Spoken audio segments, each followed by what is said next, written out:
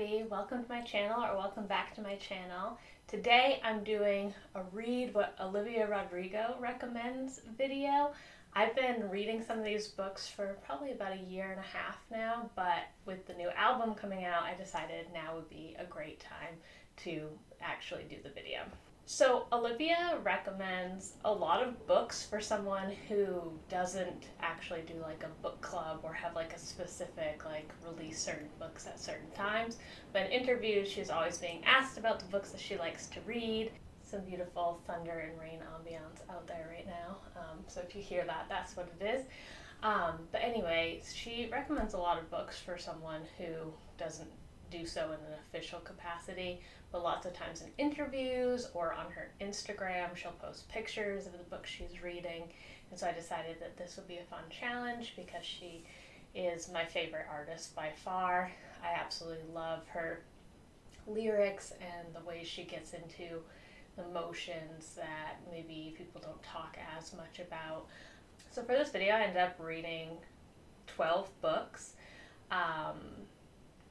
She has recommended more books than this, but some of them I either chose not to read because of time constraints, or I just picked, I picked some books that I thought I would be more interested in or more likely to enjoy. I did have a few books that I did not finish, and I'll talk a little bit about that later. So the first book is one of the first books she ever recommended on her Instagram, and that is Helium by Rudy Francisco. And I had actually already read this poetry collection. I think that Rudy Francisco is either my favorite poet, or he's at least in the top 5. So I first found Francisco when I was teaching a poetry class. I was looking for different spoken word poets, and you can actually check out a bunch of his poetry right on YouTube before you check out the collection. Quite a few of the poems in this first collection, Helium, are on YouTube as spoken word poems. And he just immediately drew me in with how raw but also funny his poetry is. It's very relatable. It makes you think, but also just feels like, someone's reading your mind. And Olivia is definitely a lyricist, and so I can see why she would appreciate this poetry collection. Francisco plays a lot with words and meaning and double meanings of different words.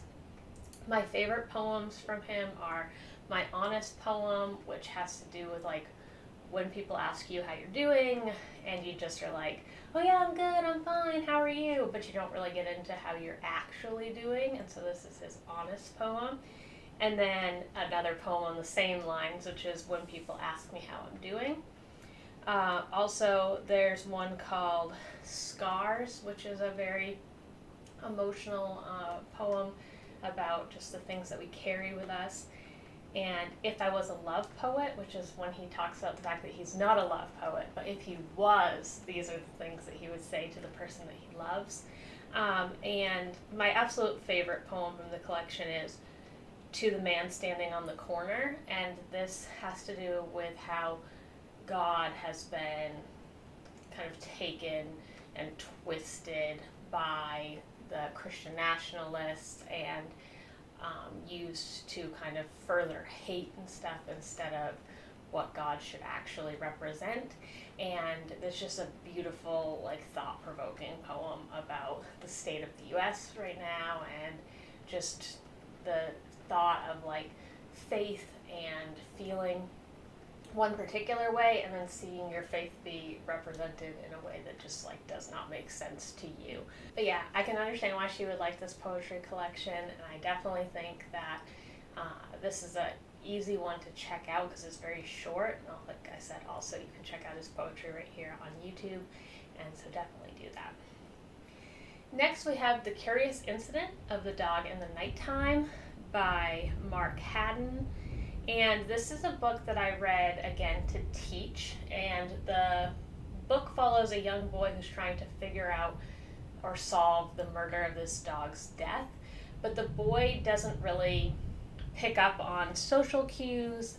It's just him and his dad, and he doesn't really know what to kind of take out of the world. And so in trying to figure out what happened to this dog, he's also kind of trying to figure out his life and the things that are happening to him.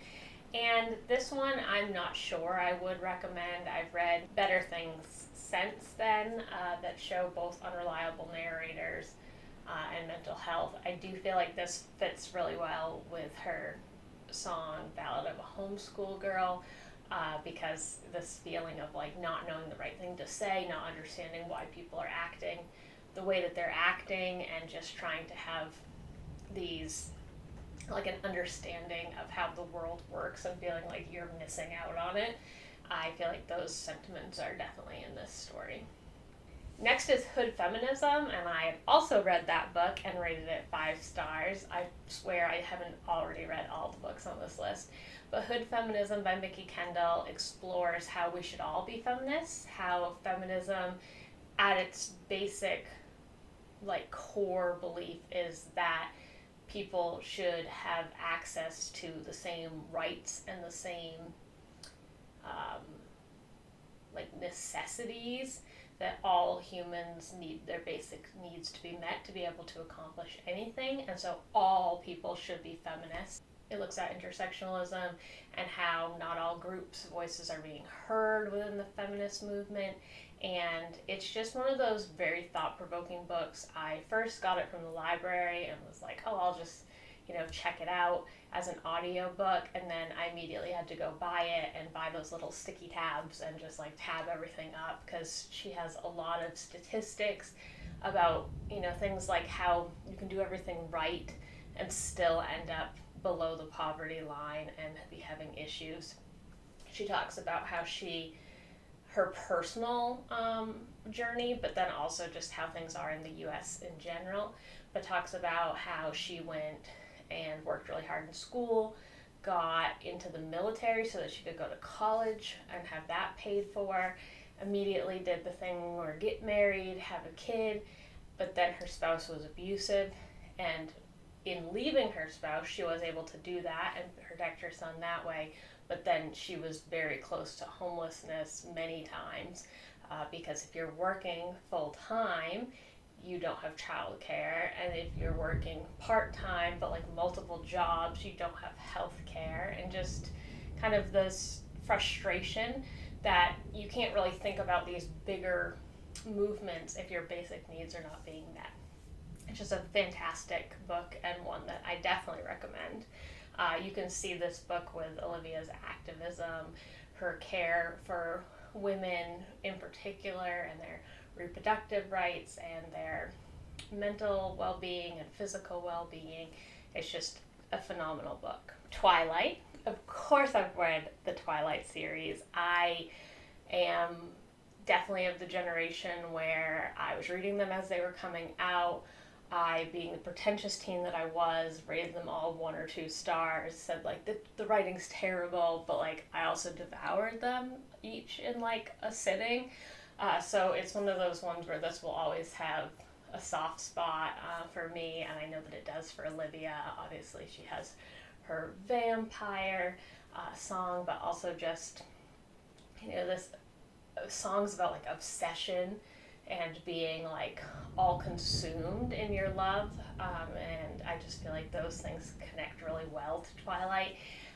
This one I would recommend for a fun time. I do think that since then I've read a lot better of vampire books, just because there are more books being told, more stories being told. So definitely check out my video here where I read a bunch of different diverse vampires from many authors, and just kind of their take of what a vampire is. But obviously Twilight. Okay, first book that I hadn't already read is Big Magic by Elizabeth Gilbert. And this book Olivia has talked about as being instrumental in her first album, Sour, and helping her kind of channel this magic. She talks a lot about her writing process and how she writes like quantity over quality, and then this album has allowed her to go back and edit things more and be involved in that process. This is very much like, if you want to be creative, you have to commit to that you know, if you don't take this idea and run with it, if you don't do anything with the idea, then that idea is out in the universe and somebody else is going to beat you to it.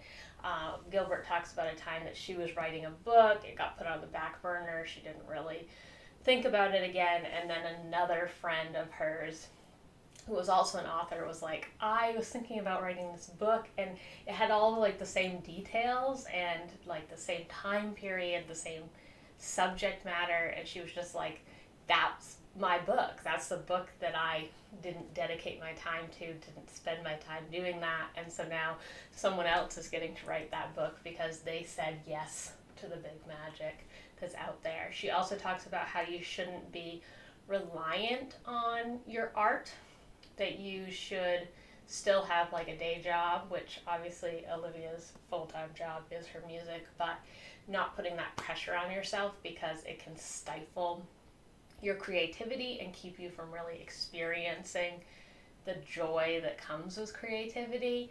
And so I know that Olivia's talked more with this new album of being like, I love this and I'm putting it out in there. I hope you love it too. But like, this is for me. Like, my first two albums, I did what I needed to do so that, you know, I kept popular, kind of did what people wanted me to do, and now I get to do what I want to do. And so I think that this speaks to that. Next we have The Secret History by Donna Tartt, and this I had also already read. This is an absolutely fantastic dark academia book. It is depressing, and it definitely has that atmosphere of obsession and, you know, the scholarly look at like dead languages and poetry and people having like a way with words, but it also looks at the pitfalls of those things. It's also just like a really fun try to like figure out why things happen that happen in it. It's not a very fast-paced book, and especially for something that's a mystery in some ways, and it has an unreliable narrator, but the prose is absolutely gorgeous in this book, and like I said, it evokes this atmosphere. You can feel like you're there in the classroom and then eventually out there contributing to somebody's death because of your obsession and all-consuming nature of art and wanting to experience that for yourself. So it's just, yeah, a very good book that I would recommend. Next I had read All About Love by Bell Hooks, and I hadn't read this before. I actually hadn't read anything by Bell Hooks before, which is surprising to me because I usually do read a lot of like social, like cultural studies type essay books, and that's what this is.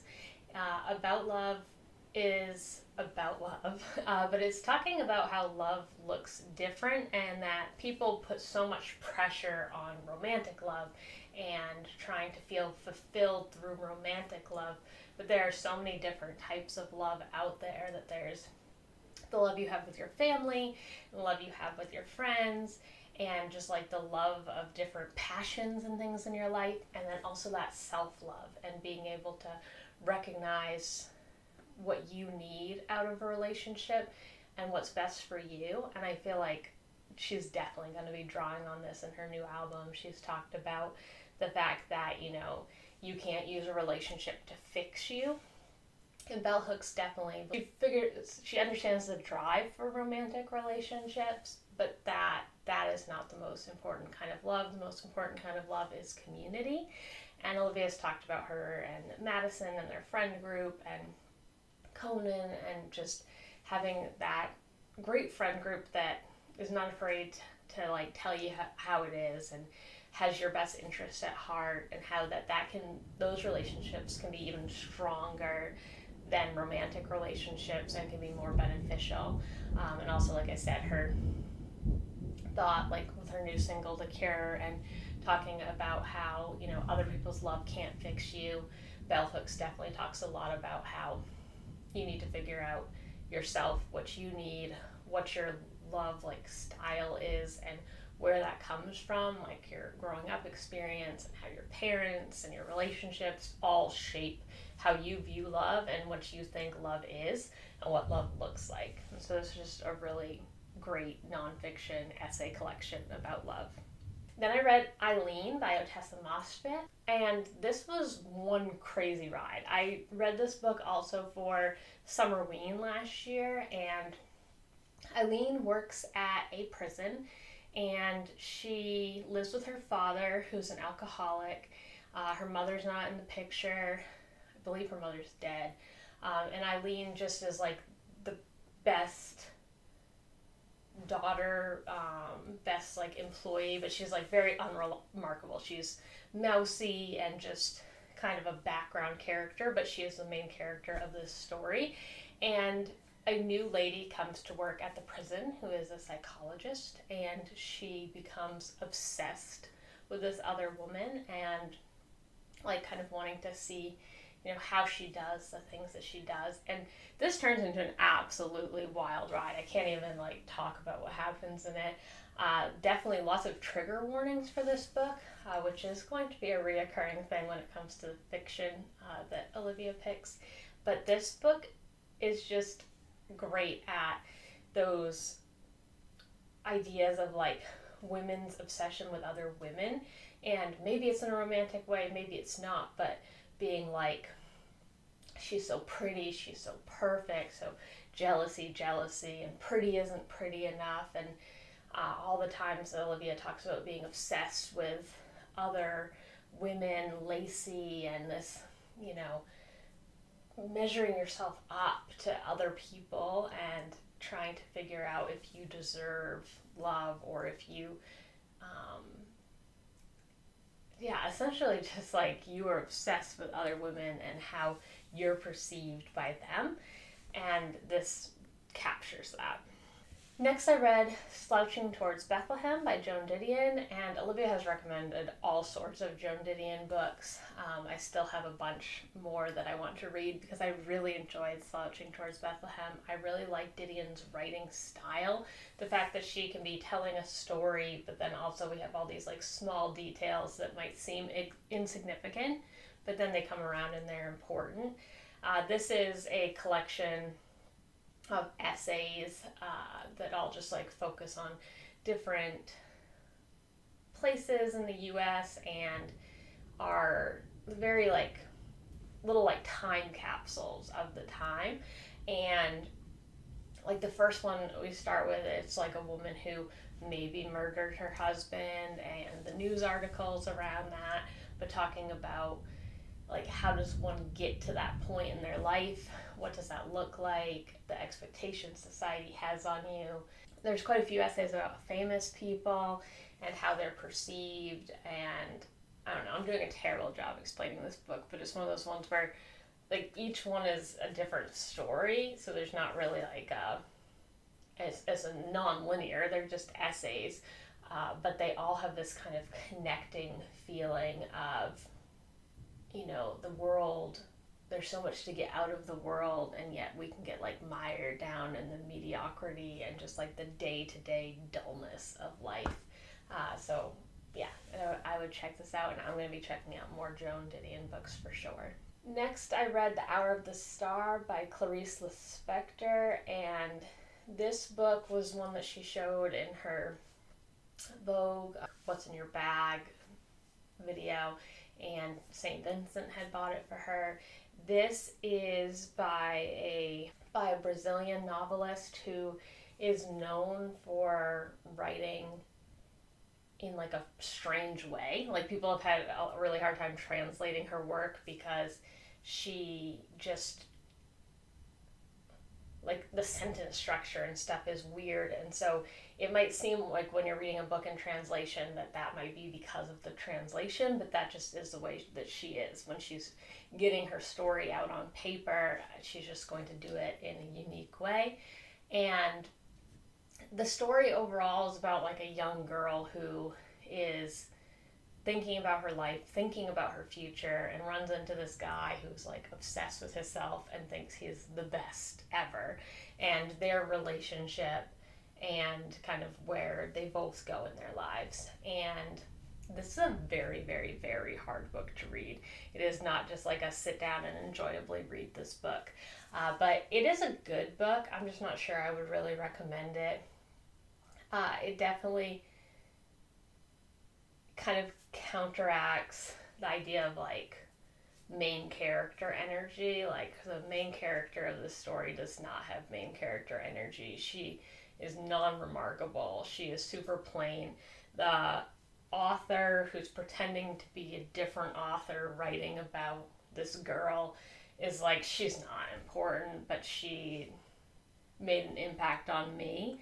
And again, it's just a really weird book, but I think it does a good job of explaining this idea that, like, in your life, obviously you're the main character, or like you're meant to be the main character of your life, but everybody else is living their lives and they're also the main characters of their life. And so when you start looking outward and trying to like find validation or self-love in other people, moving away from self-love and trying to interact with other people, then you come to find that like you're not that special and you're not that important. And it also talks a lot about your ability to fit into the societal mold and like what society wants of you versus what you might want for yourself. I feel like this is one I might try to reread at some point and see if I get more out of it the next time. But like I said, the sentence structure is wonky. It doesn't really have a plot. It's just kind of a character study, and it's just kind of a weird book. Then I read Everything I Know About Love by Dolly Alderton, and I absolutely loved this memoir. It gives, I mean, it says this on the cover too, but it gives Bridget Jones's diary. It gives Bridget Jones's diary if she was a real person. It does have less fat phobia in it, although Alderton also talks about having an eating disorder at one point in her life. But if you've read Bridget Jones, like, she'll talk about how much food she ate, how many cigarettes she had, how much alcohol she had, and how much she weighs, like, every day at the beginning of the little, like, journal entries. So that's, like, a little bit off-putting, especially because in the Bridget Jones's book, she's super thin in comparison to at least most Americans, and so it's like, you're fine. But she's obsessed with her looks and her weight. Dolly Alderton is more focused on love and how love can impact those things. So when she talks about her eating disorder, she talks about that in relation to a bad breakup and that impacting the way that she views herself and her mental health and her physical health for that way. But mostly this is just a book about, again, not necessarily romantic love, although that is a part of it, but love of friendship and having those people who live life alongside of you and learning to love yourself, no matter what other people are doing. And so she starts out at the beginning of the book and she's like, these are the things I knew about love when I was like 16 or like 13. And then as she goes through the book, those things change, and sometimes they contradict each other. So, you know, if she's saying like, you should never, you know, move in with your boyfriend immediately, and then she's like, actually, you know, you might have that be a good learning experience by doing that. And I just feel like the main takeaway of a lot of these books on love is that it's great if you have love, and it's great when you're in that moment and in that kind of like happiness bubble, or just so excited about the other person, but then life gets in the way, and life has a way of showing you what your failings are or what like your insecurities are, and really you have to move away from those other relationships to fully understand yourself. But you don't necessarily have to cut off all of your relationships, that because romantic relations brings like both a stigma around it of like what that looks like and what a successful relationship looks like. Like, is that marriage? Is that kids? Like, what is that makes this a successful relationship? Is it being together for a certain amount of time versus getting what you need out of a relationship? or having those really long-lasting relationships that are family and friends and people who really care about you, but there's not those messy romantic feelings involved in it. And I just felt like this was a phenomenal book. And then the last book that I actually finished reading was Kairos by Jenny Urbanbeck, and this is one of the ones that they're like debating what book she's reading, so potentially she hasn't even read or recommended this book, but I am doing a Reading Around the World challenge on this channel anyway, and so I read this one because it also takes place in Germany. There's a German writer, and so it worked for that. I hated this book. I absolutely hated it. If I wasn't using it for 2 different challenges, I definitely wouldn't have finished it. But if Olivia did read this book, I can see why it would be appealing to her, because it has to do with an older man and a younger girl and their romantic relationship. He's a married man. She is like a 19-year-old girl. I want to say he's like 50 or something when it starts. And it's like a whirlwind romance. Like they're all obsessed, and there's beautiful language about like how, you know, this song didn't mean anything until him, and like she finds meaning in this and playing house and like their perfect little bubble, and then things keep happening that make that not okay. And also this is set in history of like the Berlin Wall and divided Germany and just this political unrest that's happening. And it becomes, in the second half of the book, so dark. Like obviously this huge age gap relationship where he's married is a problem to start, but then also he starts to not trust her, pick apart everything she does, blame her for these things, that she's poured herself fully into this relationship, but he's not fully in this relationship, but he blames everything that happens in his life on her. And so you have this self-destructive love or mutually destructive love, and then she just like can't even operate as a person. And the book is told after he's died, and she's kind of trying to think through these things that happened in her life and understand how things got to the way they are. But she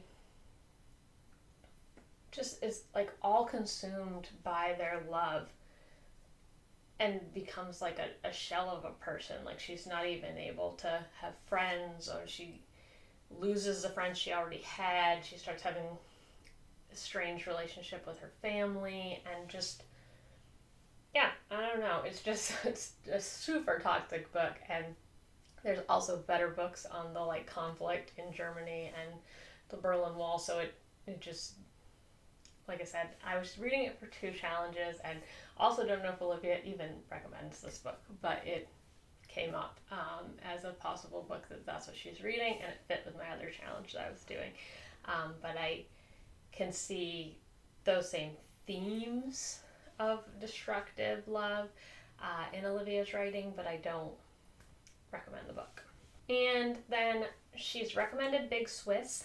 I did not finish Big Swiss. It was too weird for me. It is about a girl who transcribes, like she works for this sex therapist, and she transcribes his like recorded sessions so that he has the notes and they're all written down, and she becomes obsessed with this woman that she is titled Big Swiss, who has like, she's in a relationship, she's also had all this violent stuff happen to her, and she's just kind of like disconnected and disillusioned with romance, and at least physical intimacy.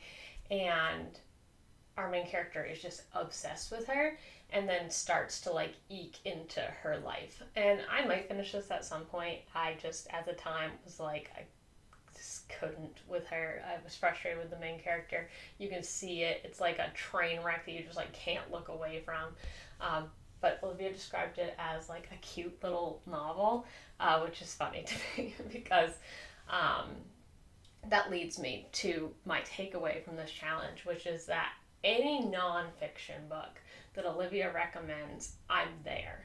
They're thoughtful, they're thought-provoking, They have deep thoughts on just like day-to-day, like mundane things, but trying to explore those things and have those big connections.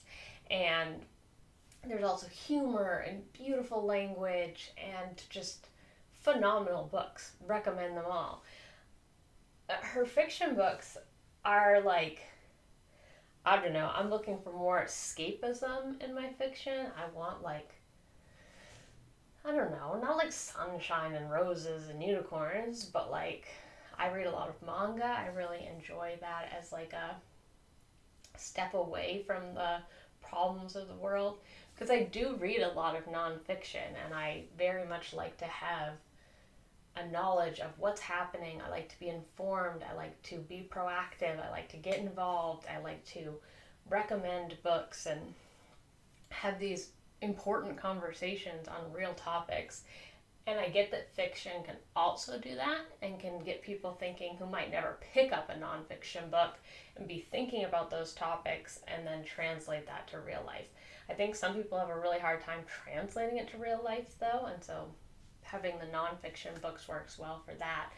I want my fiction books to be an escape from how crazy the world is, and I'll learn about the world, be active in the world, but then when I go to just read for fun, I want it to be more fun than that. I will be checking out more Atessa Mosfe, but that's probably it for the fiction stuff that I would check out. I also started reading All Fours by Miranda July, and this is like a woman who's famous and people are obsessed with her, and she has like a terrible relationship with her husband. And again, I just like didn't care about this woman, and she was insufferable, and just I get like she doesn't care about the things in life that normal people need to care about because she's wealthy and she's privileged. But I didn't want to read about her privileged life. It just wasn't for me. So that's kind of my takeaway, is that anything nonfiction that she recommends, absolutely go for it, read it. I made a little like chart of whether I recommend things or not. For 100%, read it, no questions asked. Helium, Hood Feminism, Slouching toward Bethlehem, Secret History, Everything I Know About Love. So those are for sure. Maybe Big Magic, Twilight, Eileen, and All About Love. And those are just because depending on where you are in your life, like Big Magic is going to be more helpful for those who are living creative spheres. All About Love, some of it was repetitive. And then Twilight we talked about, and Eileen, it just depends if you're good with all the trigger warnings and the obsessive nature of it. But like The Curious Incident of the Dog in the Nighttime, The Hour of the Star, and Kairos were just not it, and wouldn't recommend them. And like I said, these other ones I didn't even finish. Let me know if you'd like to see more videos like this though, because I did have fun seeing like Olivia's taste and whether they aligned with my tastes or not. But yeah, that's my takeaway, and I hope you enjoyed this video, and I'm super excited for the new album. If you would like my recommendations of books based on Olivia's songs, I have these shorts here, so check those out, and I will see you in the next video.